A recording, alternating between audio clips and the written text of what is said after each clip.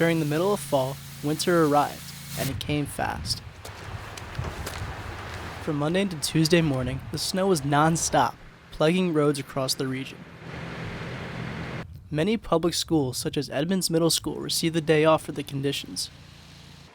The weather has also pushed Church Street into vacancy. Apart from a few giant snow mounds, the street felt empty. The amount of snow has also forced many to break out the shovels. I've been out here about an hour.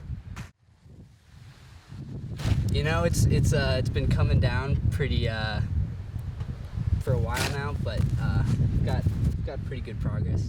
The timing was anything but normal, as we aren't even more than 2 weeks into November. It's really surprising. We haven't seen snow this early.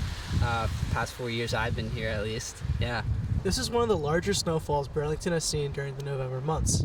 Meteorologists say that accumulations total to almost 8 inches in some parts of the city. But the snow has an upside. It makes for fun winter activities, such as sledding and cross-country skiing. Days following the snow will be accompanied by an Arctic blast, an unusual occurrence for November. In Burlington, I'm Lucen Quanto.